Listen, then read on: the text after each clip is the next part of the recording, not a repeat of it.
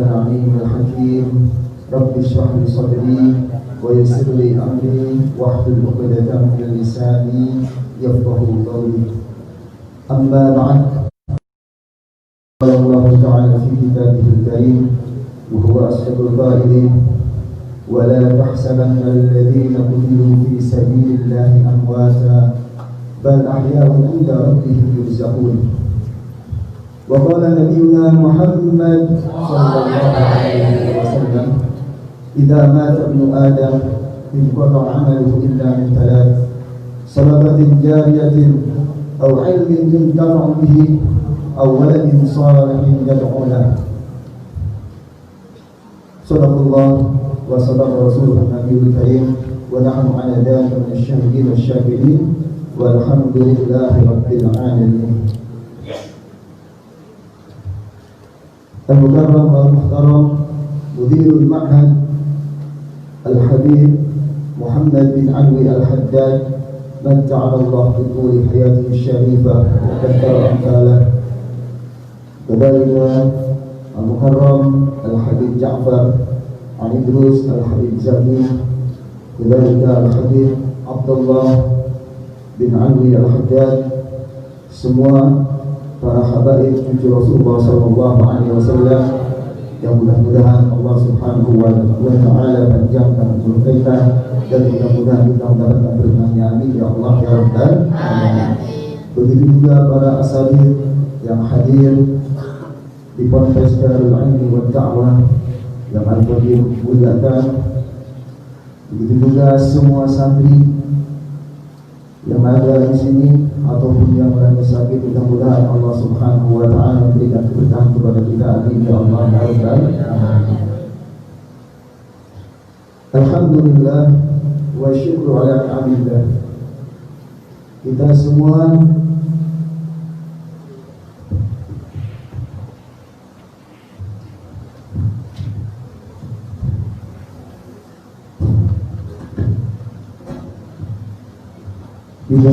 bisa menghadiri majlis, yaitu kita memperingati Dhikra al-Hurriyah Kabuya Al-Hadi Hasan bin Ahmad Bahari yang ke-22, yang mudah-mudahan memperingati beliau seorang waliullah, seorang kekasih Allah. Kita semua dikenal oleh beliau dan mudah-mudahan kita semua adalah yaumul qiyamah bisa berkumpul bersama beliau dan juga Rasulullah sallallahu alaihi wasallam. Baik, Al-Fatih selaku MC atau tokoh akan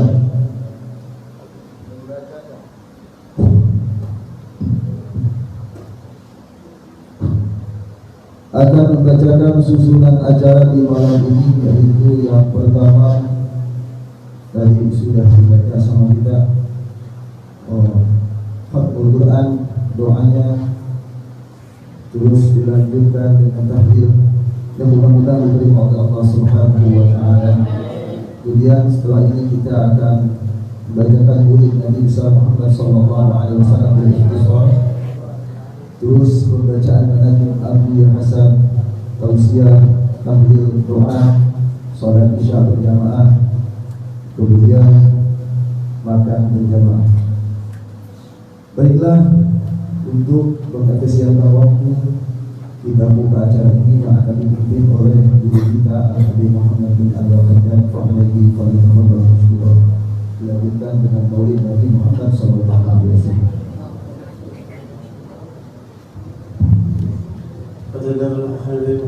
الشيخ عبد الرحمن بن علي الدبي حفظه بحبس من لحظات نصوص الفاتحة.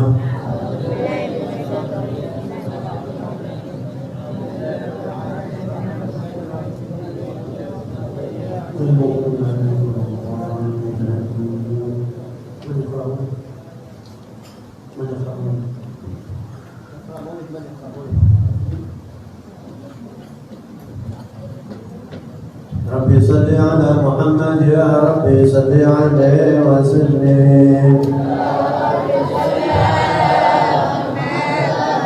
صل على محمد يا رب بلغه الاستهداء.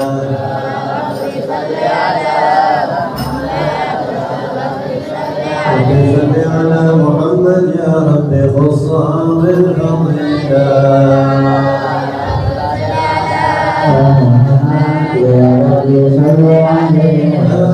سيدنا محمد يا ربي وارضى عن الصحابة.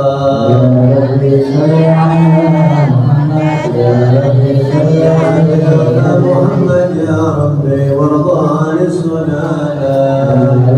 صل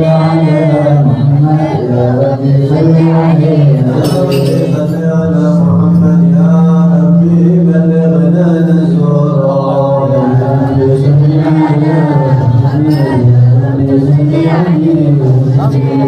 على محمد يا ربي فرحا والدينا.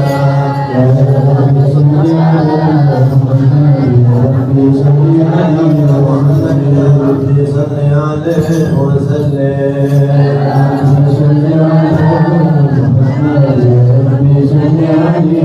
اللهم صل وسلم وبارك عليه. أعوذ بالله من الشيطان الرجيم. بسم الله الرحمن الرحيم. إنا فتحنا لك فتحا مبينا ليغفر لك الله ما تقدم من ذنبك وما تأخر ويتم نعمته عليك ويهديك صراطا مستقيما. لينصرك الله نصرا عزيزا لقد جاءكم رسول من أنفسكم عزيز عليه ما عنتم حريص عليكم بالمؤمنين رؤوف رحيم. عندما فقل حسبي الله لا إله إلا هو عليه توكلت وهو رب العرش العظيم. إن الله وملائكته يصلون يا أيها الذين آمنوا صلوا عليه وسلموا تسليما.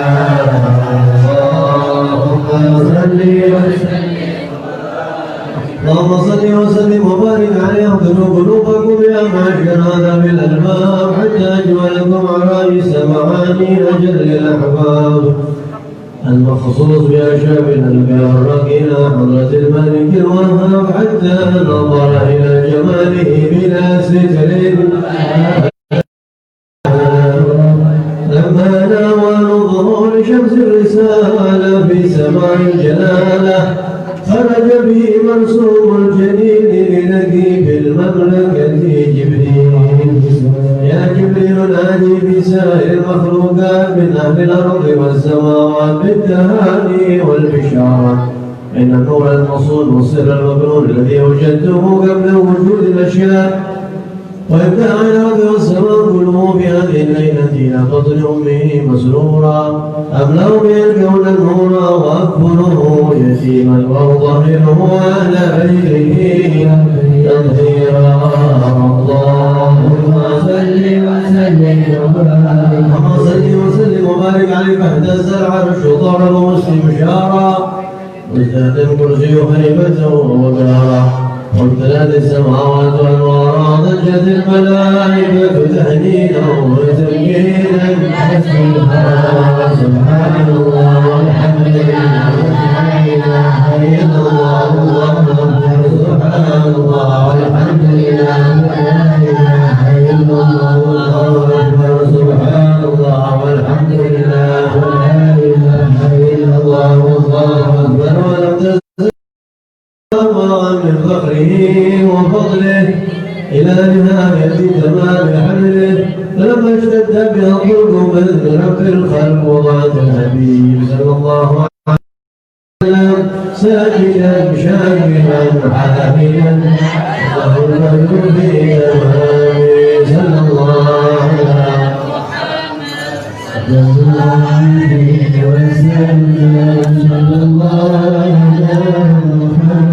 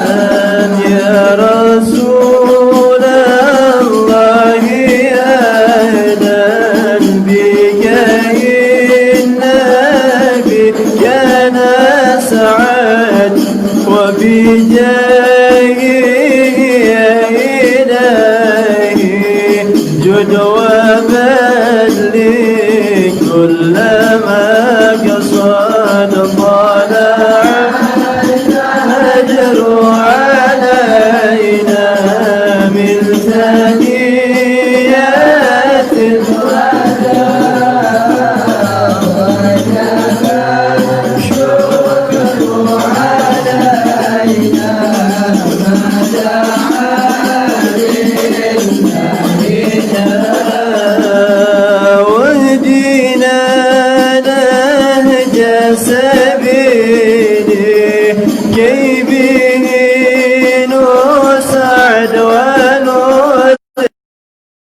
ربي بلغنا بجاهه في جواري خير مكان طلع الفجر علينا من ثنيات الوداع وجب الشكر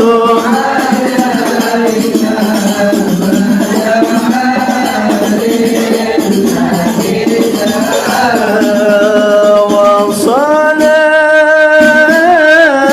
الله تغشى أشرف الرسل محمد وسلام المستمرون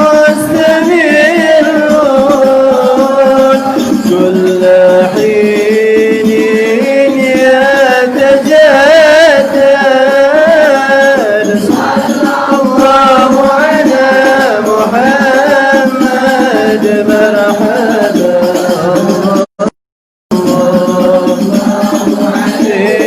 وسلم مرحبا صلى الله على محمد مرحبا صلى الله عليه وسلم مرحبا اللهم صل وسلم وبارك عليه وعلى آله.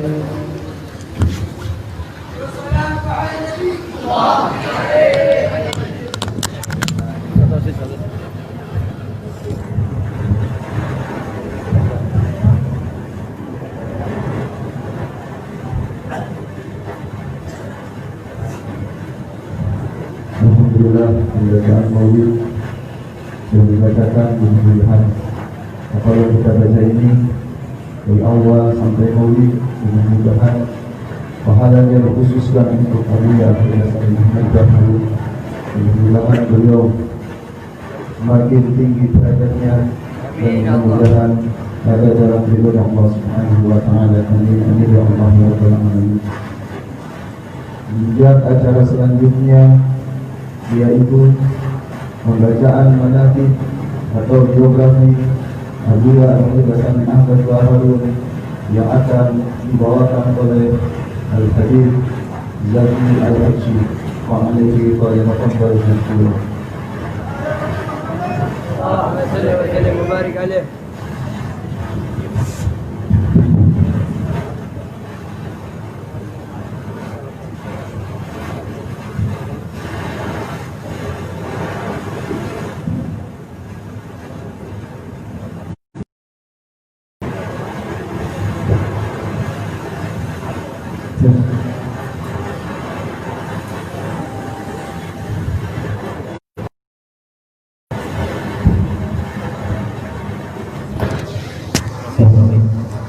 Bismillahirrahmanirrahim.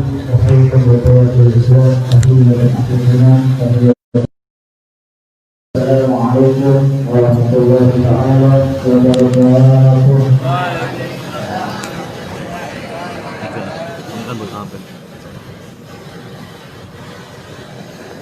Alhamdulillah.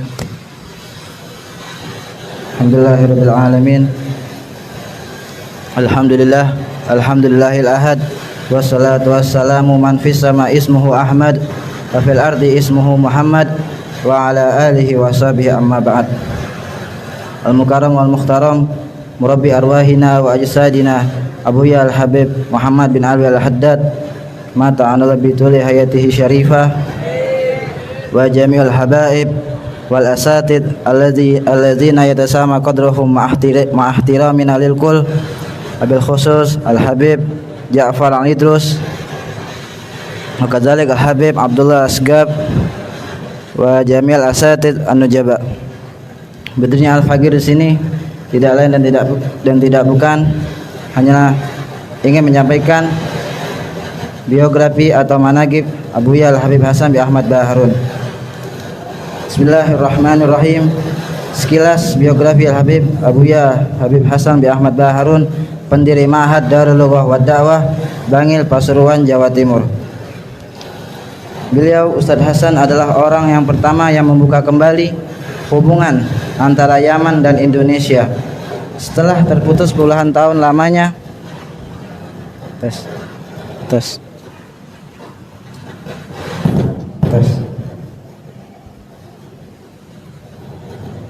Dan beliau yang mulai mengirimkan santrinya untuk belajar di Yaman, sehingga semua pahala orang yang belajar ke Yaman akan kembali pahalanya kepada Al-Alim Al-Allamah Ad-Da'i ilallah Abuya Al-Habib Hasan bin Ahmad Baharun. Demikian perkataan Habib Umar bin Hafid di depan para santri dan ulama dalam ziarahnya di Pondok Raji 2 tahun setelah wafatnya Al-Habib Hasan Baharun. Al-Habib Abuya Al-Habib Hasan bin Ahmad Baharun lahir di kota Sumeneb pada tanggal 11 Juni 1934 dan merupakan putra pertama dari 4 bersaudara dari Al-Habib Ahmad bin Husin dengan Fatimah binti Ahmad Bakhobazi. Adapun silsilah Zahabiyah yang mulia dari beliau adalah Al-Habib Hasan bin Ahmad Baharun bin Husin bin Tahir bin Umar bin Baharun. Sejak kecil, kedisiplinan dan kesederhanaan telah ditanamkan oleh kedua orang tua beliau, sehingga mengantarkannya tumbuh menjadi sosok pribadi yang mempunyai akhlak dan sifat yang terpuji. Selanjutnya sejarah pendidikan Ustadz Abuya Al-Habib Hasan Baharun. Pendidikan agama selain diperoleh dari bimbingan kedua orang tuanya, beliau juga dapatkan dari Madrasah Makarimul Akhlak Sumeneb dan dari kakeknya yang dikenal sebagai ulama besar dan disegani di Kabupaten Sumeneb, yaitu Ustadz Ahmad bin Muhammad Bakhobazi. Namun setelah kakeknya meninggal dunia, beliau menimba ilmu agama dari paman-pamannya sendiri, yaitu Ustadz Utsman bin Ahmad Bakhobazi dan Ustadz Umar bin Ahmad Bakhobazi.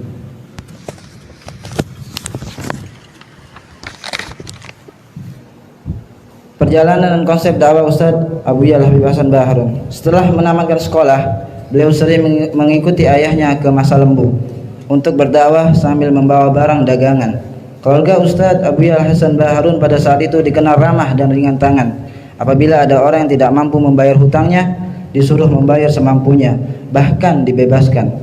Sifat-sifat inilah yang diwarisi oleh beliau yang dikenal apabila berdagang tidak pernah membawa untung, karena senantiasa membebaskan orang-orang yang tidak mampu membayarnya. Dan pada waktu berkeliling menjajakan dagangan, beliau dikenal suka membantu menyelesaikan permasalahan dan konflik yang terjadi di masyarakat, serta beliau senantiasa berusaha mendamaikan orang dan tokoh-tokoh masyarakat yang bermusuhan.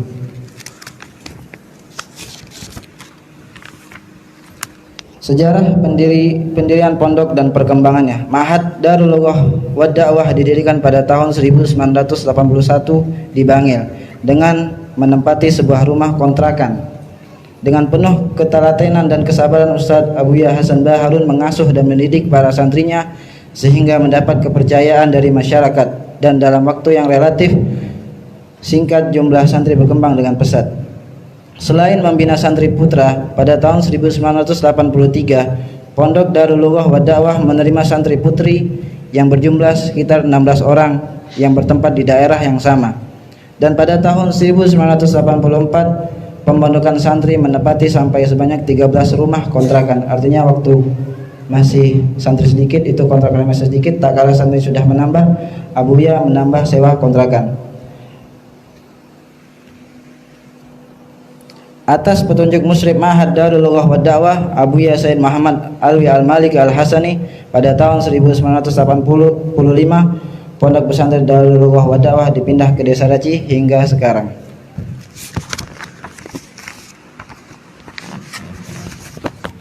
Metode pengkaderan dan pendidikan putra-putra beliau. Dalam mendidik putra-putranya, beliau sangat disiplin dan memperlakukan putra-putranya seperti santri-santri pada umumnya. Putra-putra beliau disuruh tinggal di asrama atau kamar santri. Peraturan yang berlaku untuk santri juga diperlakukan untuk putra-putra beliau, seperti piket, menyapu, mengepel, membersihkan kamar mandi dan lain-lain sebagainya. Dan apabila ketahuan ada santri memberi hadiah, uang atau membantu atau menggantikan piketnya, maka putra beliau dan santri yang membantu tersebut akan diberikan sanksi. Apabila putra beliau melanggar peraturan pondok, akan menerima sanksi 2 kali lipat. Sehingga dengan kedisiplinan, kesederhanaan serta kemandirian yang ditanamkan Oleh beliau, alhamdulillah putra-putra beliau berhasil mengikuti jejak beliau menjadi ahli ilmu dan terjun di dunia pendidikan dan dakwah. Bahkan untuk mengingat dan memberikan motivasi, beliau mengatakan kepada putra-putranya bahwa mereka tidak berhak menggunakan fasilitas pondok apabila tidak turut serta membantu pondok.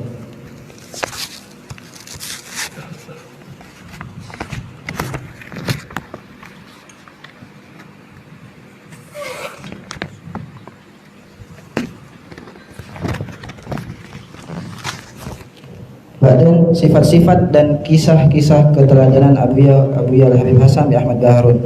Beberapa sifat yang menonjol dari Abuya Al-Habib Hasan Baharun yang sudah sangat makhluk di kalangan santri dan guru-guru, kalangan habaib dan masyarakat yang sering berkomunikasi dengan beliau sebagai seorang figur ulama, sebagai waris Nabi. Betul-betul beliau mewarisi sifat-sifat sikap dan perjuangan datuknya Al-Mustafa sallallahu alaihi wasallam. Dan agar kita lebih jelas akan dipaparkan sifat-sifat tersebut serta contoh-contoh sebagian peristiwa serta kehidupan beliau sehingga kita dapat meniru sifat dan sikap keteladanan beliau yang juga senantiasa ditanamkan bagi santri-santrinya adalah sebagai berikut.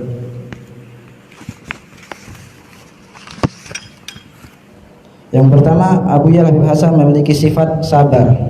Adapun salah satu sifat yang menonjol pada diri beliau adalah sifat sabar. Kesabaran Abuya Habib Hasan Baharun sangat dikenal oleh semua kalangan, baik santri, dewan guru, pejabat dan orang-orang yang mengenal beliau. Sifat kesabarannya sangat luar biasa, sebagaimana kesaksian dan cerita yang dituliskan oleh ayahandanya sendiri, yaitu Al-Habib Ahmad bin Husin Baharun. Beliau mengatakan, Hasan itu orangnya sangat sabar. Kalau saya marahi, walaupun dia tidak salah, tidak pernah menjawab, dan apabila difitnah atau diganggu orang, tidak pernah membalas, dan hanya kepada saya dia menceritakan agar didoakan sehingga diberikan kekuatan dan kesabaran dalam menghadapi cobaan dan fitnah tersebut. Sifat beliau yang selanjutnya yaitu istiqomah. Sifat istiqomah Abuya Al-Habib Hasan Baharun sudah tidak diragukan. Salah satu tanda dari sifat tersebut tercermin pada aktivitas beliau sehari-hari, karena beliau bangun setiap pukul jam 2 malam. Kemudian qiyamul lail dan membangunkan santri dan asatizah pada pukul 3 malam. Bahkan untuk menjaga keistiqomahan tersebut, beliau mewajibkan santri yang menjaga malam di pintu gerbang untuk membangunkan tepat pukul 2 malam, dan di pos jaga tersebut tertulis di antara tugas atau kewajiban penjaga malam, wajib membangunkan Ustadz Hasan tepat pada pukul 2 malam. Tidak boleh lebih atau kurang. Hingga saat ini Abuya Al-Habib Zain Baharun masih melanjutkan amalia Abuya Habib Hasan Baharun. Tiap malam Abuya Habib Zain selalu keliling di Pondok Ma'had Darul Lughah wa Dakwah menggunakan sepeda motor beliau.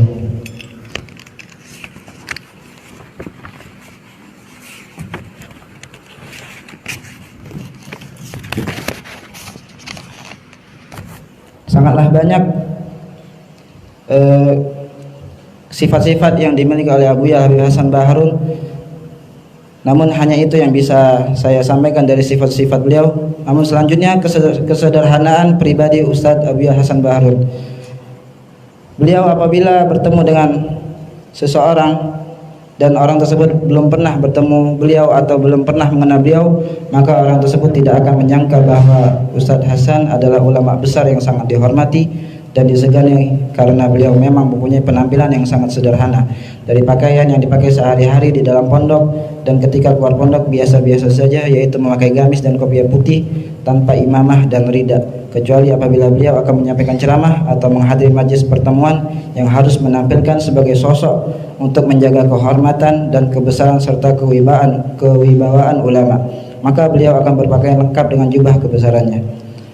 Terus cita-cita besar Abuya Habib Hasan Baharun beberapa bulan sebelum beliau wafat sering mengungkapkan cita-cita besar beliau, yaitu ingin membuat organisasi yang dapat menyatukan umat Islam, karena beliau berpendapat bahwa dengan persatuan umat Islam banyak hal yang bisa dilakukan. Bahkan ketika ada pertemuan ulama di Jakarta dan beliau berhalangan hadir, beliau tetap menitip surat kepada Ustadz Qasim Baharun yang mewakilinya.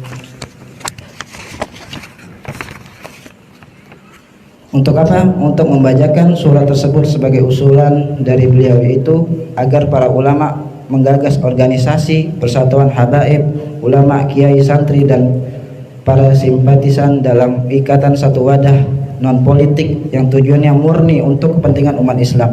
Bahkan beliau berjanji sanggup meninggalkan pondok dan menyerahkan urusan pondok kepada putranya Abuya Al-Habib Zain bin Hasan Baharun. Sedangkan beliau sendiri ingin bersilaturahmi kepada ulama di seluruh Nusantara untuk mensosialisasikan ide besar dan mulia tersebut. Hakadha minni hadza wajatu al khata atau ba'af ala taksir. Assalamualaikum warahmatullahi wabarakatuh.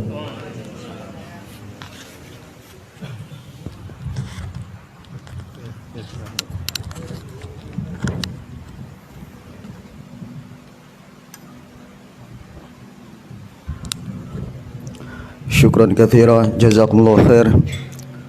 Mudah-mudahan managib yang sudah dibawakan oleh Al-Habib Zaki Al-Habsyi menjadi motivasi bagi kita, serta mudah-mudahan kita semua bisa mengikuti beliau dari gigihnya beliau dalam mengajar dan juga yang lainnya, serta terutama kita bisa mengikuti akhlak beliau. Amin ya Allah ya rabbal alamin.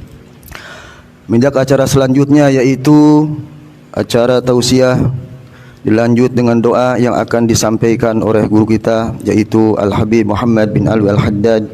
Fa alaihi falyatafaddal mashkura. Sallu ala Muhammad.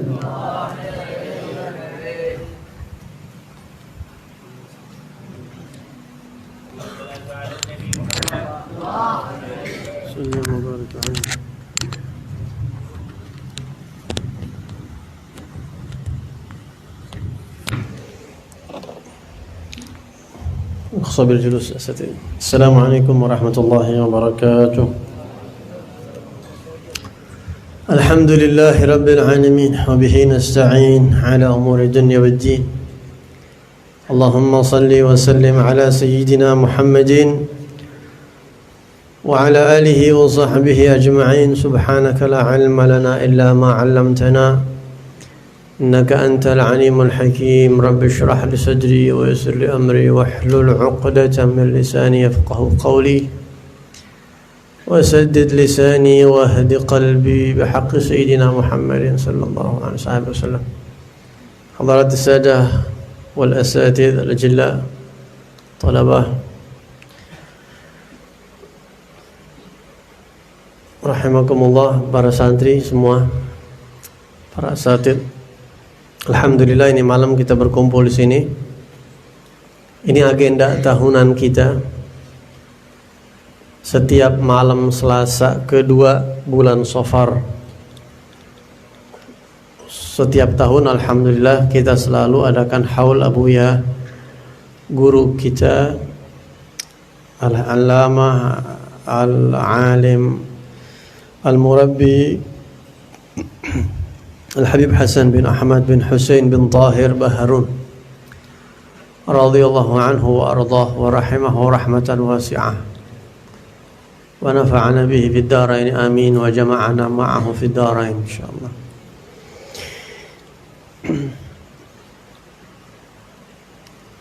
Ana mondok di Dalwa pada tahun 96 dan Abuya Al-Ustadz Hasan bin Ahmad Baharun meninggal pada tahun 99. Jadi ana ngalamin beliau kurang lebih 3 tahun ya. Ini bukan tausiah ya, tapi ana pengen lebih dzikrayat. Ana pengen cerita kenang-kenangan ana selama ana mondok dulu.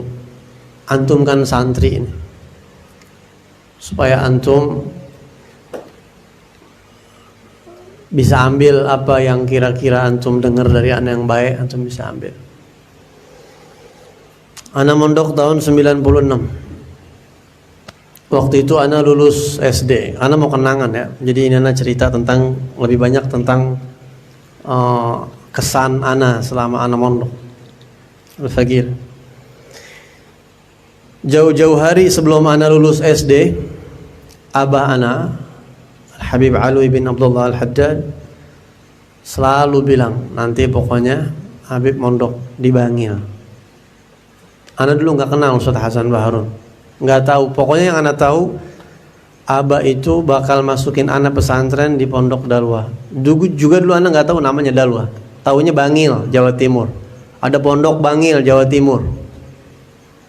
Dari kecil tuh, dari anak SD, Aba selalu bilang kayak begitu. Nanti kalau mondok begini, Beb. Nanti kalau pondok begitu tuh. Bentar kadang-kadang di TV ada acara-acara kayak pesantren gitu tuh, Beb. Pondok begitu tuh. Nanti kayak gitu tuh, Beb. Kurang lebih. Tuh, pondok begitu, Beb. Dulu di Indonesia ada perusahaan penerbangan namanya Merpati Air. Ya, ada, kalau sekarang kan ada Garuda Indonesia, Citylink. Dulu ada Merpati Air. Kalau sekarang udah nggak ada. Mungkin udah ganti namanya. Dulu Anda masih ingat kalau ada iklan Merpati Air, itu Abah bilang nanti naik pesawat itu kalau ke Hadramut. Nanti naik gitu tuh pesawat. Jadi Anda dari kecil itu didoktrin, lu lulus SD nggak bakal kemana-mana. Mondok bakalan lama mondoknya. Mondoknya di Jawa Timur, terus habis itu keluar negeri. Pokoknya lama belajar. Ya, dibikin anak itu dipancing, dibikin supaya senang. Mondok tuh begini, mondok jalan kita mondok udah nggak ada yang lain pokoknya. Kayak begitu dulu. Sehingga di otak anak itu dulu taunya cuma mondok. Waktu anak sekolah dulu, kelas 6 SD, anak masih ingat dulu guru anak masih ada di Bekasi. Mudah-mudahan Allah kasih banyak umur. Namanya Ibu Suhartinah. Anak masih ingat namanya. Sampai sekarang kalau anak ceramah maulid, dia pasti hadir. Dan selalu anak sebutin, yang saya hormati ibu saya, Ibu Suhartinah. Senang tuh ibu. Ya, selalu anak sebutin. Dulu itu mau lulus SD, siswa tuh ditanya, Fulan bin Fulan, abis ini mau masuk SMP mana? Cita-citanya apa? Ditanya begitu sama guru. Temen anak jawab macam-macam tuh, SMP ini bu, SMP ini bu, dipanggil satu-satu. Saya mau masuk SMP ini, saya mau jadi anu bu. Pas anak dipanggil, mau masuk mana? Mau masuk SMP? Saya mau mondok bu. Saya nggak masuk SMP. Cita-citanya apa? Ulama insya Allah. Dari kecil tuh, itu doktrin Abah anak. Ya. Jadi anak nggak bisa suka sama pesantren kalau bukan doktrin tuh. Itu efeknya subhanallah. Ntar anak bakal ceritain sama antum efeknya. Makanya nanti kalau ente jadi orang tua dari kecil begitu. Ya. Akhirnya anak mondok. Beberapa tahun setelah anak mondok, pas Ustadz Hasan meninggal, Ustadz Hasan Bahrun meninggal tahun 99 itu. Bulan Sya'bannya abah ana jemput anak ke pondok sama jidah ana. Di situ abah ana cerita, Habib tahu gak dulu? Abah sebelum mondokin Habib, abah ngimpi Abuya Ustadz Hasan Bahrun. Kata abah ana, abah ngimpi Ustadz Hasan Bahrun. Abah hadir di majelisnya Abuya Ustadz Hasan Bahrun. Terus abah nemuin, abah bilang, Ustadz ana mau masukin anak ana Muhammad bin Alwi. Ahlan usahlan, disambut sama Ustadz Hasan begitu. Jadi dulu tuh abah pernah ngimpi. Ya, makanya abah pondokin Habib di sono katanya. Oh, tapi abah cerita itu setelah Ustadz Hasan Bahrun meninggal. Jalanlah anak mondok. Ini cerita anak mondok nih. Waktu itu anak naik kereta Kertajaya. Harganya tiketnya 17.000 perak. Dari Senen ya, atau dari Jakarta ke Jawa Timur. Yang hampir setiap stasiun berhenti. Itu kereta dulu ancur-ancuran, mana kadang-kadang bau pesing gerbongnya. Setiap stasiun berhenti, Kang Amen masuk. Kita tidur tuh di kereta, tidur. Kadang-kadang nggak bisa tidur di bangku, tidur di bawah. Dilangkahin tukang pecel. Banci ngelangkahin kita kadang-kadang tuh. Banci ngamen ke atas, macam-macam. Allah, perjuangan. Selalu pulang pergi sering naik kereta, belakangan naik bis. Dan waktu anak mondok itu, anak dulu pernah di rumah itu lagi sakit gigi, liburan, abah anak disiplin banget. Waktunya balik nggak boleh telat. Waktunya pulang, waktunya balik kata abah. Abah anak keras ya, Habib Alwi Al-Haddad tuh, abah anak keras, anak pernah dibanting abah anak karena nggak nurut, diguyur. Sejak itu anak kata, apa kata abah? Iya abah. Jazakallah khair, rahimahu rahmatan wasi'ah. Anak mondok itu berkat dorongan kuat abah anak. Mbak Habib lagi sakit gigi ini, Mbak kagak kuat, balik mondok. Karena anak takut. Iya Mbak, di kereta, ente bayangin tuh kereta, berapa belas jam naik kereta, cik cik cik cik cik cik cik cik cik cik cik cik cik cik cik. Ya Rob, ntar berhenti stasiun, pecel, ada banci ngamen, ada ini. Ya Rob, mondok. Tuh abah disiplin banget. Balik obatin di sono. Anak di Dalwa dulu cabut gigi berapa nih? Sini ada cabut. Berobat gigi berapa nak Dalwa? Kacamata ini anak pakai di Dalwa dulu. Waktu anak pulang sakit mata anak. Yang santri-santri teman-teman anak lama tuh tahu mata anak sakit sampai di lingkaran hitamnya itu sampai luka tuh kayak agak keluar. Jadi kayak ganjil tuh. Sakit banget mata anak. Tetap waktunya balik pondok. Obatin, balik. Karena anak sakit, anak pakein obat, anak kucek-kucek gatal terus. Akhirnya mata anak nggak jelas ngeliatnya. Akhirnya anak cek min. Jadi anak pakai kacamata min ini bukan banyakan baca kitab gitu, bukan, sakit mata anak dulu. Ya, sakit mata anak. Dan insya Allah ada pahalanya. Anak sakitnya lagi mondok kok. Ya, ujian. Nggak pakai tahan banting kata Abah. Hatta mondok sakit parah, hatta sakit gigi, pernah sakit perut, sakit. Balik mondok belajar, obatin di sono, sabarin. Begitu dulu aneh.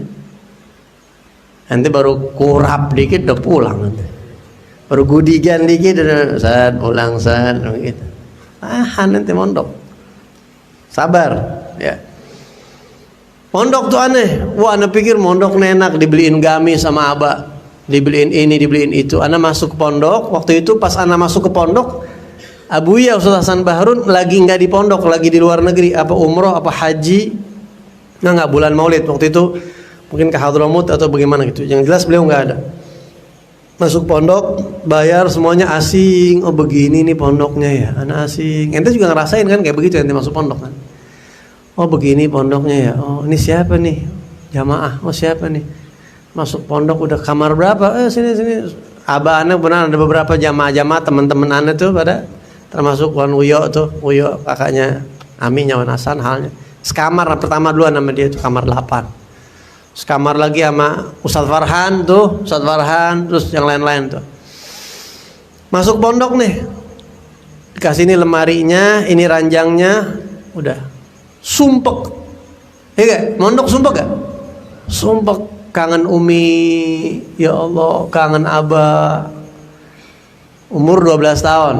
Anak di Jawa Timur tuh. Udah gitu waktu anak berangkat naik kereta tuh Umi ini sambil nangis ngeliatin anak jalan. Hati-hati ya Bib, Umi doain. Umi sambil nangis tuh, bagaimana nggak terenyuh tuh hati. Sampai di sono kangen, ya Allah kangen mau ketemu Umi. Telepon cuma 2, santri 1000 orang waktu itu. Jadi tuh telepon dulu anda 500-600 satu orang jatahnya satu handphone, 500 orang satu handphone. Jadi kalau nungguin telepon sampai setengah jam kan bunyi. Buat siapa tuh? Buat si Anu. Ya kirain buat aneh kali. Buat siapa tuh? Buat si Anu. Sumpek mondok. Tapi ana sumpek alhamdulillah insyaallah seingat ana. Selama ana mondok ana sumpek enggak betah, makanan kagak enak, kamar mandi ngantri, enggak ada air. Ana enggak pernah ngeluh sama abah sama umi ana. Ana rasain sendiri. Kenapa nggak pernah ngeluh? Ana takut sama abah ana dulu. Dan ana nggak mau nyusahin umi ana juga.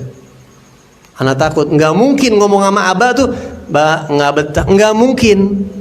Abah pasti bilang sabarin, paksain. Pasti begitu abah. Jadi percuma ngomong, tahanin sendiri ya Allah, tahanin sendiri.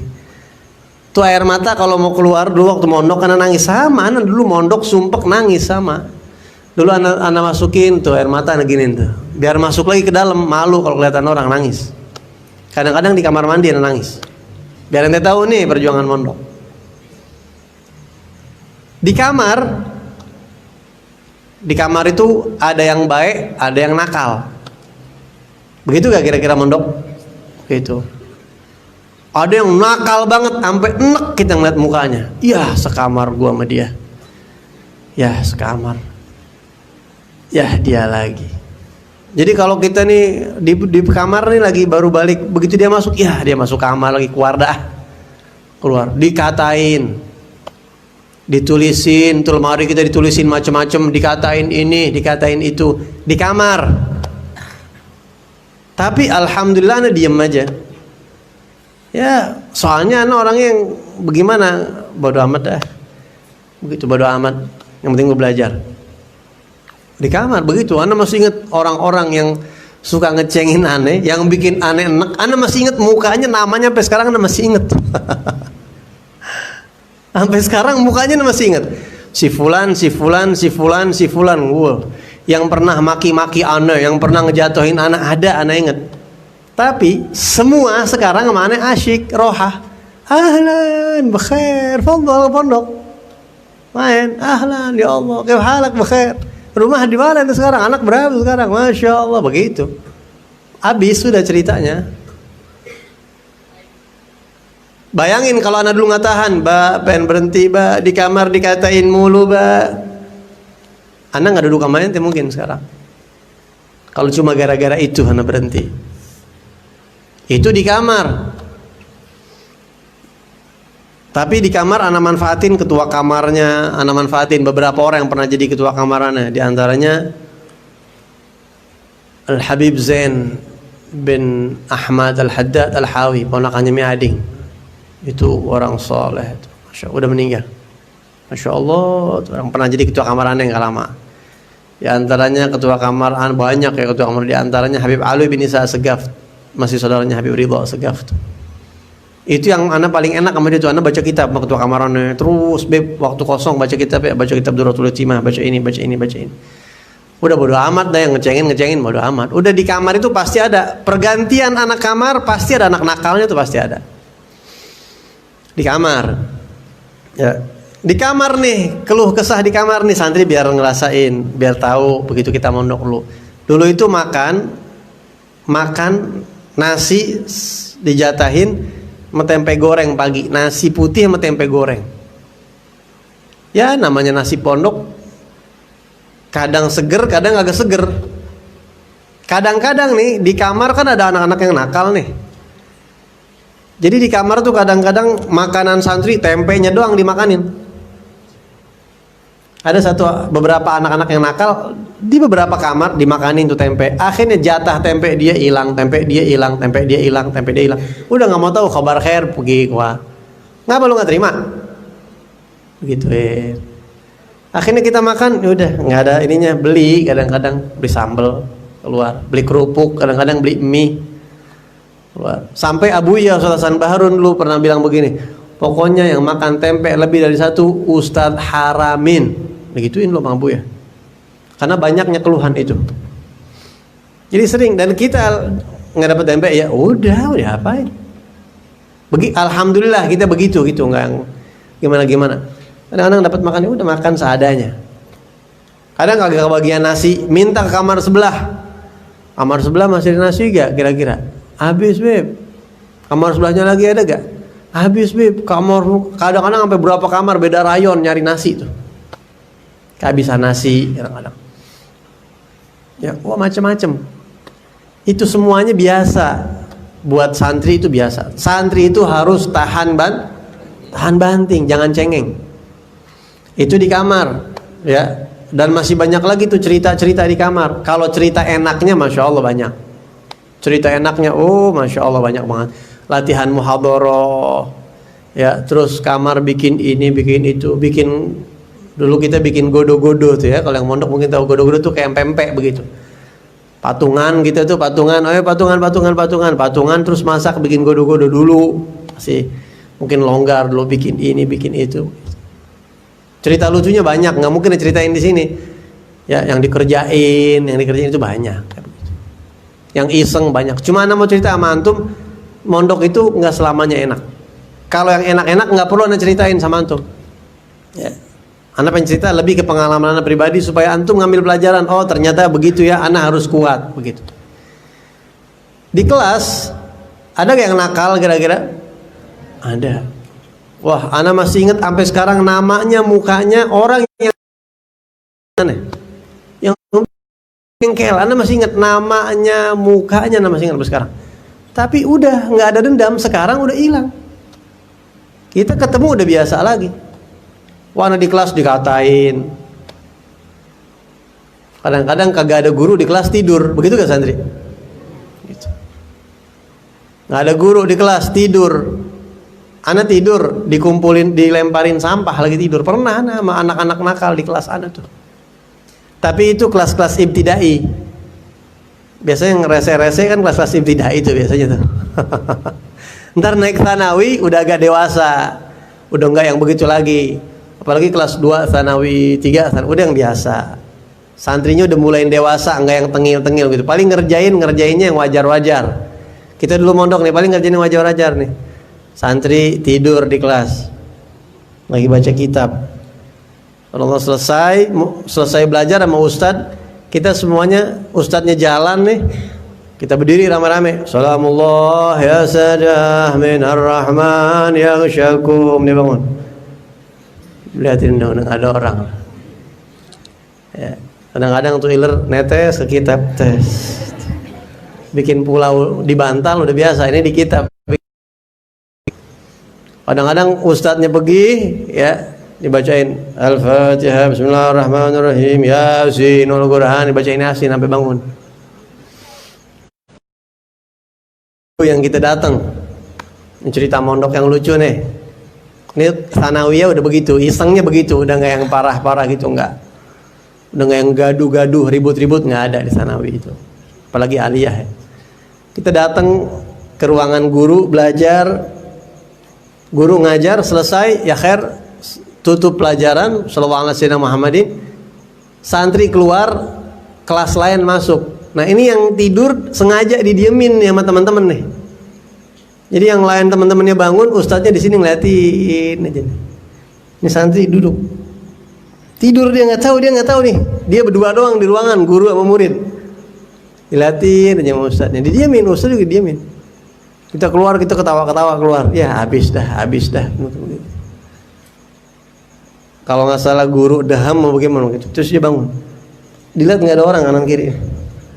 Udah nggak ada orang, malunya kan merah tuh muka. Mana ini guru besar lagi. Ya. Mau bangun kaki kram kesemutan, kagak bisa tuh. Apaan Sar? Sampai ngesot-ngesot keluar kelas.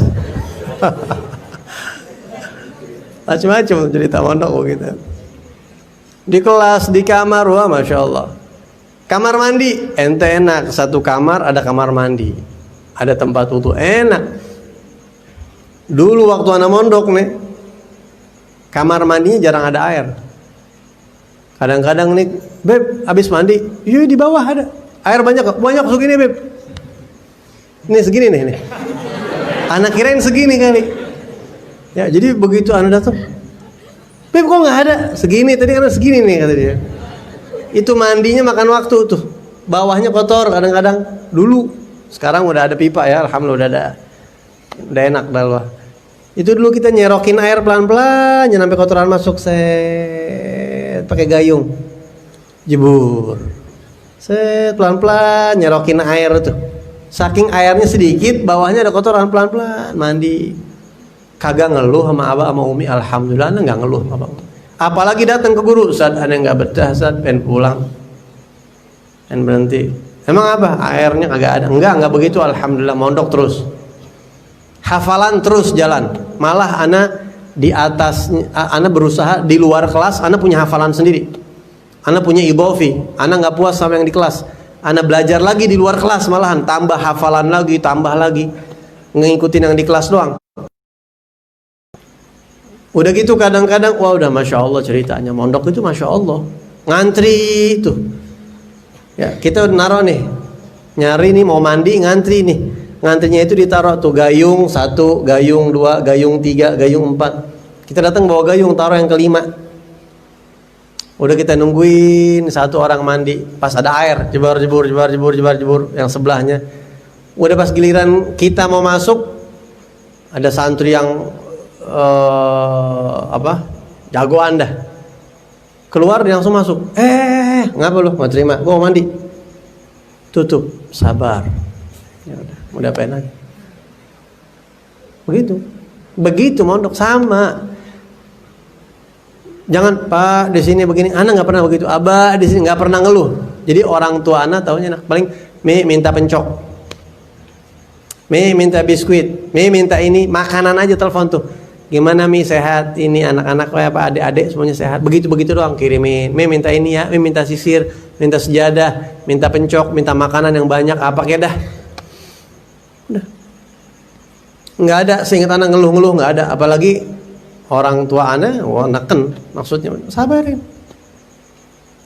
Capek mondok. Awalnya tuh, waduh nggak betah, sumpek.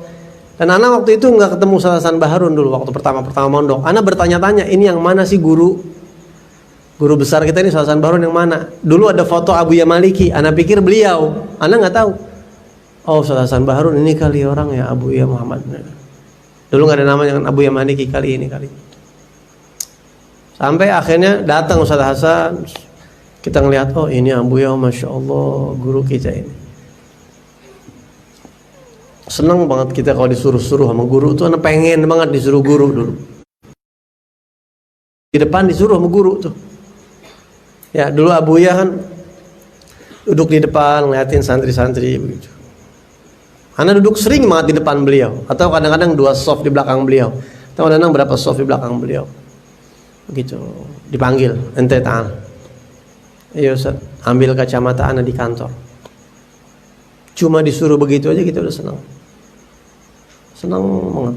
Namanya guru tuh ngelihat kita begitu. Pengen dilihat bas. Anak pengen dilihat sama guru dilihat. Karena pandangan guru ini kadang-kadang bisa memberikan kita keistimewaan yang nggak bisa kita dapetin dengan ibadah bertahun-tahun.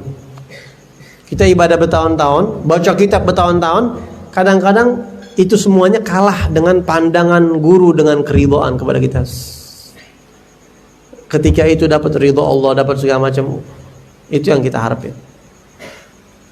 Masya Allah. Jadi mondok seperti itu. Kemudian dulu ana pertama kali belajar ilmu nahu, nggak apa-apa nih ya kita sedikit cerita. Sama Al Habib Ali bin Hasan Baharun, anaknya Habib Hasan. Wah, kadang-kadang jam 3 malam dibangunin. Jam 3 malam belajar nahwu. Jam 9 malam belajar nahwu. Dites, ujian, pertama kenal nahwu. Tatbik, terus begitu, Masya Allah, walhasil. Dan termasuk kenangan ana sama Abuya, Al Habib Hasan bin Ahmad Bahar. Banyak banget. Ana punya kenangan sendiri. Setiap santri pasti punya kenangan sama gurunya. Ya, baik yang jauh apalagi yang dekat. Ana bukan termasuk santri yang dekat ana.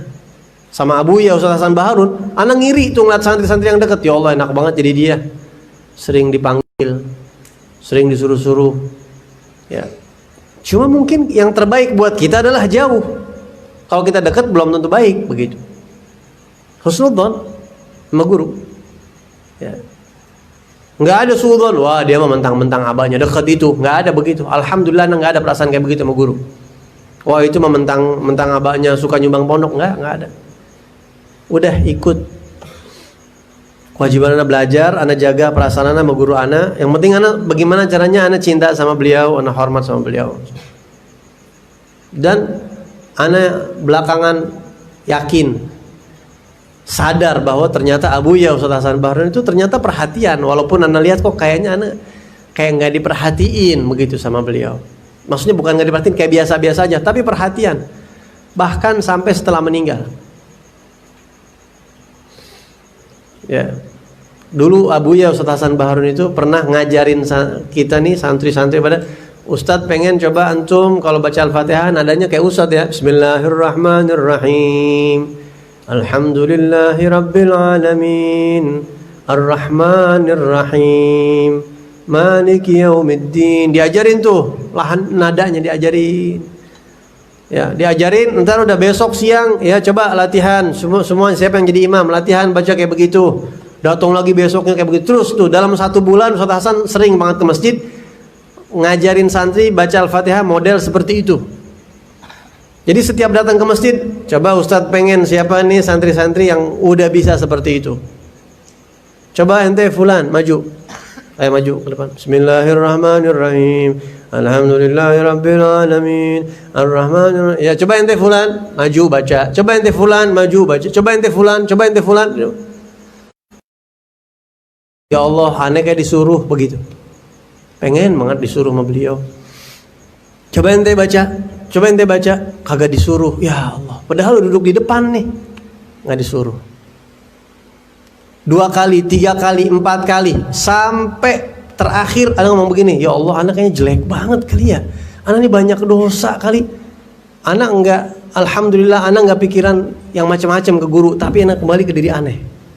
Mungkin anak ini terlalu banyak dosa, anak terlalu hina, anak begitu. Sampai anak sedih banget, anak nunduk tuh. Ustaz Hasan lagi berdiri nih, lagi duduk di bangku. Abu ya nyuruh ente baca. Hati anak bilang, ya Allah. Sampai anak ngomong, ya Allah, anak pengen minta dibuktiin sekarang. Anak ngomong gitu dalam hati tuh. Anak pengen dibuktiin sekarang, ya Allah, kalau emang anak nggak mau sebutin. Ya karena nggak enak begitu nyebutinnya. Kalau emang anak begini, anak bilang, sekarang juga Abu ya nyuruh anak, sekarang juga. Ente, gom. Tunjuk anak sama beliau. Anak kaget tuh. Anak Ustaz, iya ente. Gemeter tuh anak tuh gak. Dibaca tuh pikiran kita sama beliau. Saking anak udah ngerasa, ya Allah kalau emang anak begini, kalau emang begini anak mau cerita sama ente begini. Disuruh, ente, gom. Anak Ustaz, iya. Kaget tuh anak, Allah, Masya Allah. Ternyata beliau baca hati anak. Itu asli baca hati anak, betul baca.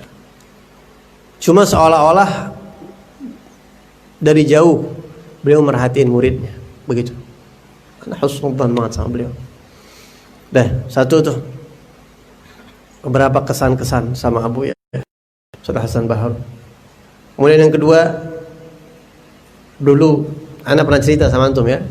Ana itu waktu mondok punya pikiran, ya Allah, ana ini bener gak cucu Nabi Muhammad? Bener gak anak ini nyambung ke Rasulullah nasab anak? Bener gak anak Sayyid? Bener gak anak Habib? Bener gak anak ini Al-Haddad? Bener gak? Begitu.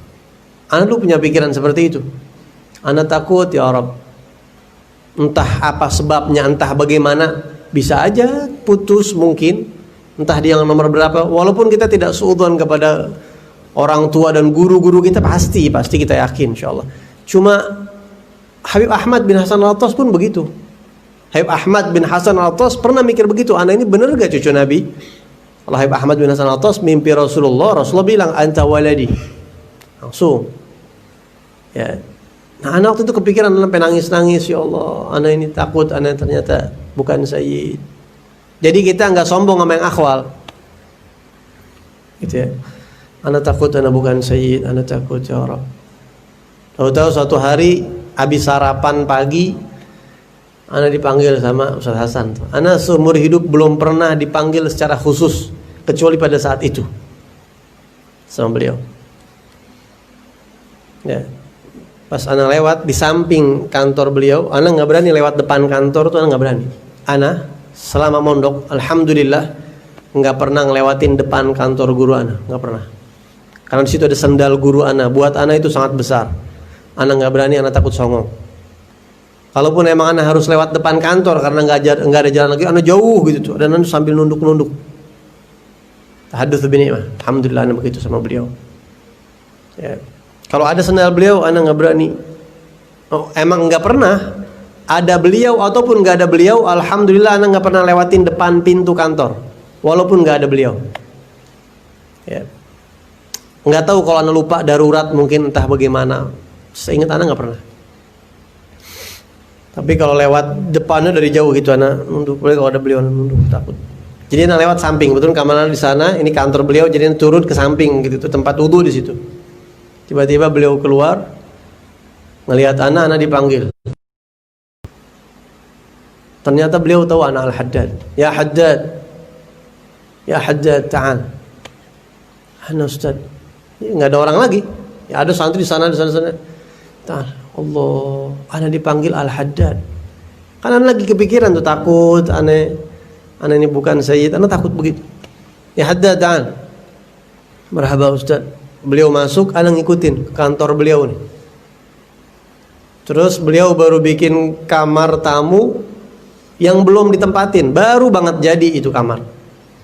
Akhirnya ana diajak ke situ, dikasih roti tawar pakai mentega, pakai meses, dikasih kopi susu di cangkir kecil. Ya. Kul, ambil makan. Ini ente minum. Ijlis, ente duduk di situ. Begitu ana duduk di situ ada salah satu orang tua santri yang suka bantuin Ustaz Hasan Bahrun, orang Pasar Minggu. Mungkin di sini ada siapa anak Pasar Minggu tuh? Habib Hasan Al-Haddad, abahnya Syafiq tuh. Habib Hasan Al-Haddad itu suka bantuin Abuya dulu kalau Abuya butuh mobil apa segala macam, Masya Allah bantunya. Ada Habib Hasan Al-Haddad di situ. Ada anaknya Syafiq, ada Habib Abbas Al-Haddad, kalian tahu iparnya Habib Ahmad, mantunya Habib Bagir Pekalongan. Ada lagi Alwi, adiknya, ada lagi pokoknya Al-Haddad semua dikumpulin. Ini Al-Haddad, Al-Haddad, Al-Haddad, Al-Haddad, Al-Haddad, Al-Haddad. Ana dipanggil, ente masuk, ente makan, duduk di situ. Al-Haddad semua. Yang ana bertanya-tanya, ana ini benar-benar Said apa bukan? Ana dikumpulin di situ Al-Haddad semua. Beliau itu pengen tempat itu sebelum ditempatin siapa-siapa. Beliau cinta sama Al-Imam Al-Haddad Sahib Ratib. Beliau cinta sama marga Al-Haddad. Jadi ditempatin sama santri-santrinya yang Al-Haddad. Kebetulan ada orang tua santri Al-Haddad datang suruh kumpul di situ. Senangnya aneh. Senang banget. Ya. Banyak karomahnya Ustaz Hasan. Dulu ada satu santri. Di antara karomahnya Ustaz Hasan Bahrun yang luar biasa. Dulu ada satu santri datang kepada Abuya. Dulu kan lagi banyak santri berangkat ke Hadramut, belajar ke Hadramut. Akhirnya banyak yang demam belajar ke luar negeri. Wah pengen ke Hadramut, wah pengen begitu. Tapi Ustaz Hasan Bahrun gak gampang ngasih. Ente mondok lu yang bener, belajar yang bener. Ente di sono hurufnya sama. Kalau di sini belum kuat, landasannya belum kuat, belajar ke luar negeri sama aja, pulang ilmunya nggak matang. Matengin dulu di sini baru keluar negeri, begitu prinsipnya beliau. Ya, jadi beliau nggak mau berangkatin santri yang masih belum matang keluar negeri, beliau nggak mau. Saking dulu orang menggebu-gebu pengen banget ke Hadramut. Ada satu santri datang, Ustadz, ana pengen ke Hadramut. Kurang lebih begini maknanya.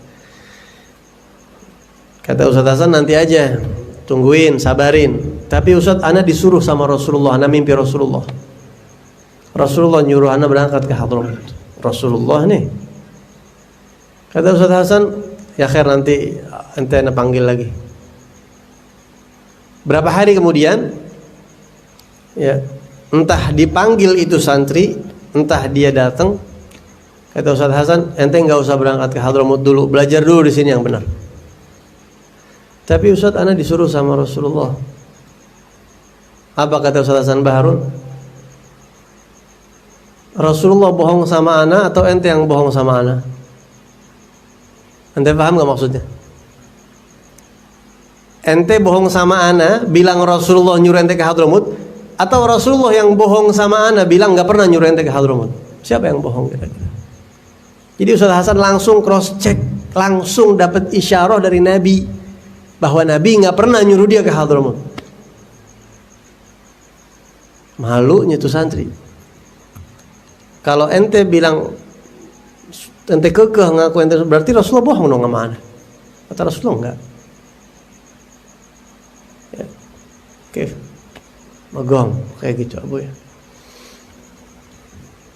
Kemudian di antara yang ana perhatiin beliau itu perhatian sama murid-murid, mukasyafah luar biasa. Sebelum meninggal, sebelum Ustadz Hasan Bahrun meninggal, dulu ana sama teman sekelas ana balap-balapan tuh. Pokoknya ana dulu punya teman orang baik, Masya Allah. Satu habaib.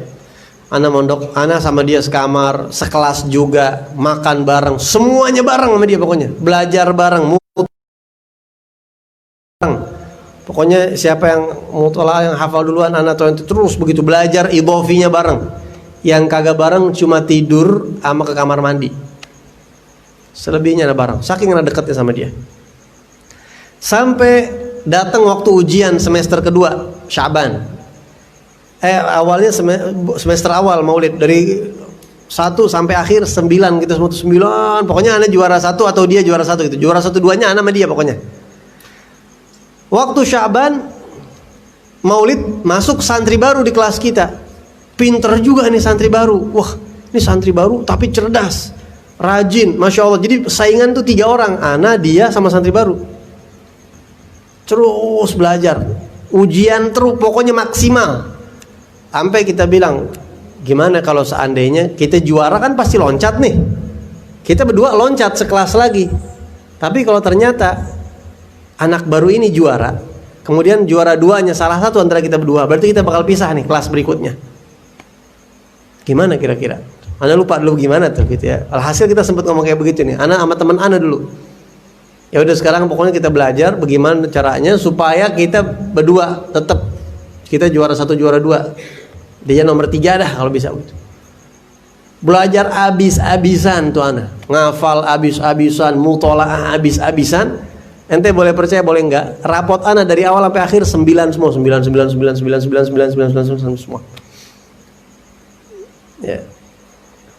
Kalau masalah ada yang enggak 9 1 per 8 gitu. Teman ana begitu juga sama. Yang anak baru begitu juga sama. Sama. Cuma anak lama 9 semua, anak baru 9 semua. Anak baru yang menang. Akhirnya ana juara 3. Allah, ana juara 3. Nyeseknya kayak apa itu? Mestinya ana loncat 2 tahun. Jadi itu anak baru sama teman ana yang juara 1 loncat dia berdua. Dan sebelum pas pembagian, ya Allah, gue juara 3, nyesek setengah mati. Cuma karena kita ini anak lama, dan memang pasti plus dia. Tapi ya udah terima, mau diapain? Nggak ngambek. Ustaz, ana mau berhenti aja dah kalau begini mah. Enggak begitu, ana nggak begitu, alhamdulillah. Terima. Ya udah belajar. Tahun berikutnya ana belajar lagi. Waktu ana nyesek nih, ya kan pembagian rapot siang tuh habis zuhur. Itu pagi-pagi Abuya Ustaz Hasan Baharun sebelum diumumin juara 1 juara 2 sebelum diumumin, Abuya Ustaz Hasan Baharun kayak udah tahu bahwa ana bakalan nggak juara, ana bakalan nyesek begitu hati, ana nggak bakalan loncat. Temen ana sama anak baru itu nyeseknya, sakitnya tuh di sini, ente kalau mau tahu tuh. Ya, sakit, Allah ya Rabb, ana udah sungguh-sungguh. Tapi udah, namanya belajar bukan buat gituan. Itu kan cuma bonus aja. Tahu-tahu sebelum haflah, ini jam 8, jam 9 haflah kan. Itu jam 7 kira-kira. Setahu ana Abuya Ustaz Hasan Baharun nggak pernah hari haflah ngumpulin santri, nggak pernah. Udah haflah ntar acara begitu. Ini pagi-pagi santri dikumpulin semua, dinasehatin mau pulang. Salah satu pesan beliau nih bilang begini, ente yang nanti nggak dapet juara jangan sedih. Dalam hati, jangan-jangan buat aneh nih. Ente jangan sedih nggak dapet juara. Mungkin tahun ini ente nggak dapet juara, tapi Allah bakal jadiin ente lebih dari juara nanti tahun depan. Dalam hati, apaan lebih dari juara? Apaan lebih dari juara? Nggak ada, udah paling tinggi juara dalam hati ana. Ya, nanti jangan kecil hati, jangan sedih. Ana ngomong kayaknya jangan-jangan buat aneh ini kayaknya begitu. Bener, siang diumumin juara, tuh kan beneran yang nggak juara. Ustaz Hasan kayak yang tahu ngademin hati ana Abuya. Setelah itu bulan Sofarnya Abuya meninggal. Akhirnya Sofar kan tuh Rabiul Awal santri pulang, Rabiul Tsani balik lagi kita. Pas Sya'ban ana diumumin tuh haflah setahun, pas setahun berikutnya Ustaz Hasan udah meninggal nih, ya. Tahu-tahu diumumin kelas ana juara 1. Karena ana belajar habis-habisan. Juara 1 Muhammad bin Alwi Al-Haddad. Alhamdulillah, ada aba ana di situ. Alhamdulillah, ana juara. Udah duduk lagi. habis pembagian juara 1, juara 2, juara 3, juara 1, juara 2 setiap kelas semua udah duduk santri bintang pelajar. Berikutnya ada bintang pelajar. Bintang pelajar 1 khusus ibtidai, yang kedua ibtidai sanawi aliyah. Berikutnya adalah bintang dari segala bintang. Jadi bintangnya bintang-bintang pelajar tuh yang nilai tertinggi satu pesantren begitu ya. Bintang ini datang dari barat, Ustaz Hamid almarhum yang umumin, yang kemarin meninggal itu Ustaz Hamid Assegaf, Ustaz Abdul Hamid Assegaf. Beliau yang umumin. Rahimahullah. Bintang ini datangnya dari barat, Bekasi maksudnya. Ya, kan kita di Jawa Timur tuh. Didapatkan oleh Said Muhammad bin Alwi Al-Haddad dengan nilai sekian-sekian. Anak kaget, ya Allah. Rupanya ini omongan Abu ya. Ente lebih dari juara nanti. Ya Allah, anak kaget di situ. Ini rupanya. Ente sabar tahun ini ente nggak dapat, mungkin tahun depan ente lebih dari juara, kata Abu ya. Ane terharunya, terus ane turun, langsung ane ziarah ke makam Abu ya. Langsung ane ziarah. Abu ya jazakumullah khair, kalamukum sahih. Ini omongan antum ternyata, yang waktu itu omongan antum buat ana ternyata. Ya. Dan satu hal lagi yang ana mau jelasin sama antum, bahwa Abu ya Ustaz Hasan Baharun ini setelah meninggal dunia tetap perhatian sama murid-muridnya. Ini yang hebat. Bahkan lebih daripada saat hidup. Alhamdulillah setiap anak baca Al-Fatihah, setiap mulai pelajaran, setiap anak selalu Fatihah buat Abu ya Ustaz Hasan Baharun, aba ana selalu mulai. Ini Abu ya setelah meninggal dunia itu subhanallah. Ana selama mondok nggak pernah foto berdua sama Abu ya. Jadi ana ngiri sama santri-santri yang sempet foto berdua. Gue foto tuh kemarin belum pulang sama Abu ya. Gue foto tuh, ini foto gue sama Abu ya. Ya Allah enak banget ya. Ya Allah enak banget ya, enak. Sampai meninggal. Abu ya nggak, ya Allah ana nggak sempet foto sama Abu ya. Sampai meninggal ana nggak sempet foto. Sedih banget. Ya Allah boleh nggak kira-kira ya kalau seandainya foto beliau tuh direpro, kan sekarang bisa diedit begitu tuh. Dulu udah bisa pakai komputer. Diedit foto ana, foto Abu ya gitu, backgroundnya diganti. Tapi ana Abu ya ridho nggak kira-kira? Ana nggak pernah foto kan sama beliau, gitu. Kira-kira Abu ya ridho nggak ya? Akhirnya setelah ini Abu ya udah meninggal nih, ana mimpi ketemu sama Abu ya Ustaz Hasan bin Ahmad Baharun. Dalam mimpi beliau pakai jubah putih, gamis putih, imamah putih, seperti kebiasaan beliau di pesantren. Anak mimpi, lah Abu ya, anak cium tangan. Terus kita naik beca waktu itu bareng. Dalam mimpi itu anak naik beca bareng sama Abu ya. Abu ya, mumpung ketemu nih Abu ya, karena Abu ya udah meninggal. Di mimpi itu anak tahu Abu ya udah meninggal. Ya, mumpung ketemu Abu ya. Abu ya kan udah meninggal. Anak waktu mondok belum sempat foto sama antum. Kira-kira antum ridho gak ngizinin apa enggak kalau foto anak edit berdua sama antum? Ana izinin dalam mimpi lo. Terus Abu yang mau tanya nih sebelum kita berpisah gitu maksudnya dalam mimpi. Mau tanya, kira-kira orang yang paling tahu maqam antum siapa? Ya, siapa orang yang paling tahu maqam antum? Apa kata beliau? Yang paling tahu maqam ana orang yang paling dekat sama ana. Tapi beliau nggak ngasih tahu. Nggak ngasih tahu. Udah tuh ana bangun. Jadi keinginan ana mau edit tuh datang beliau, ana izinin. Perhatian sama murid. Pernah rambut ana panjang, ana belum potong. Rambut ana panjang itu sampai panjang sampai melebihi ya, sampai kepanjangan dah. Ana ngimpi Ustaz Hasan Baharun ngasih gunting. Potong rambut ente. Ngasih pici. Potong rambut ente. Masya Allah. Ana bangun langsung, ya Allah rambut sudah panjang, potong. Hari Jumat ana mimpi, ana masih ingat. Jumat ana potong rambut langsung. Perhatian terus. Ya. Dulu ini ente biar tahu bahwa wali Allah, seorang guru, kalau kita dapat ridhonya, kita benar-benar istiqomah ngejaga sama beliau, beliau nggak bakalan tinggalin kita begitu aja. Hatta di alam barzakh perhatian sama kita. Ana dulu pernah. Ya, ada cerita-cerita yang banyak yang seperti itu, cuma beberapa yang ana ceritain aja.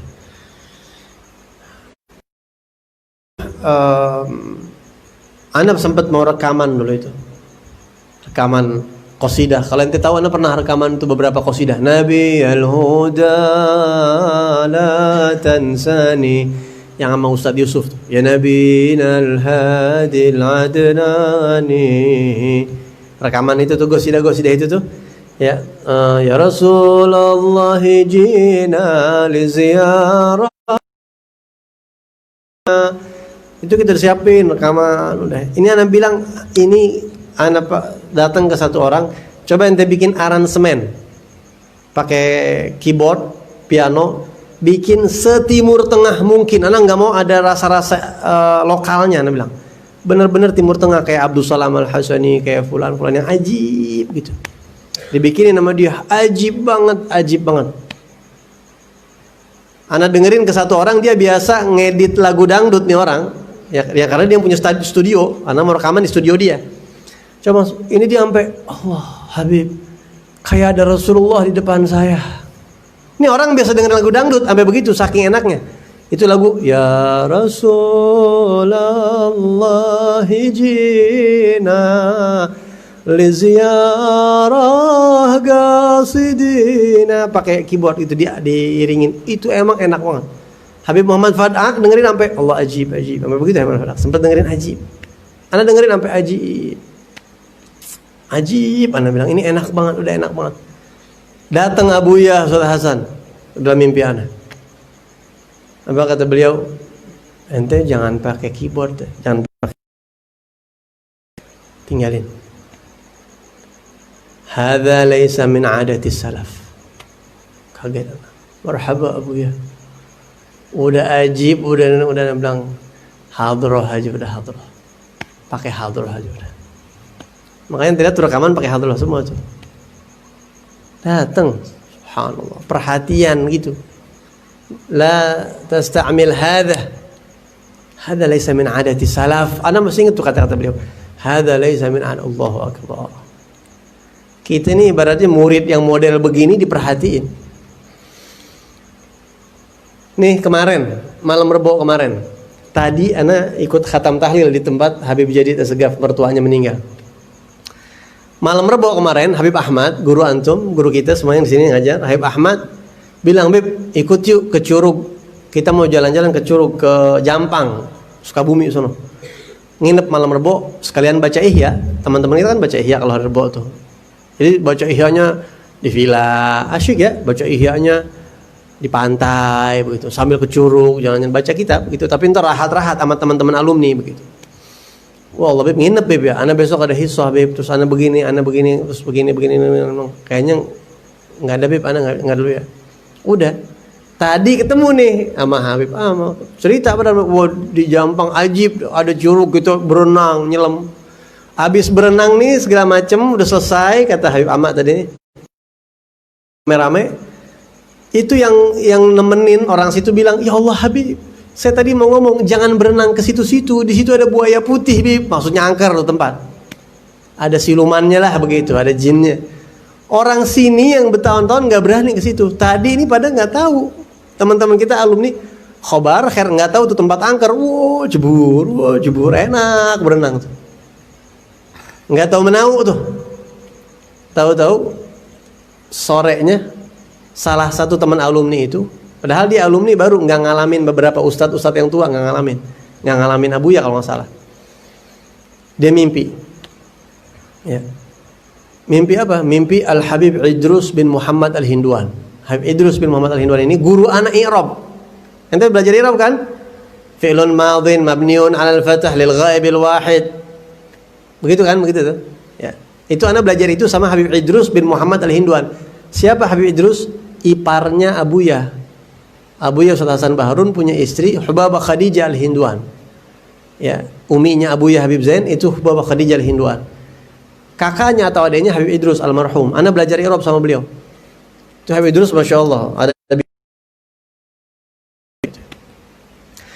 Ini alumni mimpi Habib Idrus Al-Hinduan. Tahu-tahu ngomong nih sama teman-teman, Habib Idrus Al-Hinduan siapa ya? Lah guru kita di Dalwa, kan nggak ngalamin dia. Kenapa emang Habib Idrus tadi malam ngimpi? Besok-besok jangan berenang di situ lagi ya. Besok-besok kalau berenang jangan ke situ-situ lagi, jangan. Orang situ bilang, Bib itu tempatnya angker. Dia bilang, Bib, wallah kita lagi santai, lagi jalan-jalan aja perhatian guru nggak luput. Mungkin kalau nggak ada guru-guru kita tuh jin-jin mungkin ada yang jahat, ada yang apa segala macam. Ya, memang pas pulang kan sebagian ada yang sininya agak berat, ada yang apa gitu. Orang situ bilang ini, orang situ heran kok nggak apa-apa nih Habib-habib pada nih teman-teman pada situ. Perhatian guru tuh. Setelah wafat, terakhir penutup. Di Pontianak ada senior ana namanya Al Ustadz Romli, Ustadz Syamsuddin. Ya, beliau dari Dalwa pergi ke Abuya Said Muhammad Al-Maliki. Nah, pulang ngajar di Dalwa. Setiap reuni kita ketemu. Cuma mungkin beliau nggak kenal, nggak ngeh sama ana. Ana kenal beliau karena beliau senior ana. Ustadz Romli namanya. Itu Ustadz Romli kan emang nggak ngerokok, dia nggak ngerokok. Ya, dulunya ngerokok gitu. Pas mondok di Dalwa terus ke Abuya Maliki nggak ngerokok. Pulang nih, ini yang cerita beliau langsung ya. Waktu reuni ini masing-masing cerita nih, ayo alumni cerita. Beliau langsung cerita, ana ikut nyimak begitu. Beliau langsung cerita. Ana ada undangan di Kalimantan Barat. Emang beliau dari Pontianak. Ya. Masuk ke daerah semak-semak itu ke pelosok-pelosok. Namanya di daerah kampung-kampung tuh acara Isra Mi'raj atau acara Maulid disediain rokok tuh. Ya, karena nggak enak disuruh ayo Ustaz, ayo. Akhirnya nyobain dah satu. Entah nyobain entah bagaimana gitu. Ini udah lama nih, udah semenjak mondok udah enggak. Udah habis ngerokok. Malamnya dari acara itu didatengin Abuya Ustaz Hasan Bahar. Kata Abuya, "Tu khalif ente tashrab dukhan?" Ente ngerokok, ente ngelanggar ente. Enggak Ustaz. Bilang enggak atau bilang iya, ana lupa itu. Itu Ustaz Hasan pegang besinya dipanasin dia habis. Ente ngelanggar ente, ana pukul ente. Cetak dipukul. Bangun tidur kata Ustaz Robi, bangun tidur nih di sini yang ngomong di depan teman-teman ini. Wallah giniannya pada sakit, Semenjak itu anak sekarang enggak berani lagi. Sampai ke murid-muridnya itu sampai setelah meninggal masih perhatian. Dan sampai sekarang kita tahadduts bi ni'mah. Ana enggak mau ceritain ini di media, mungkin nanti matiin dulu medianya.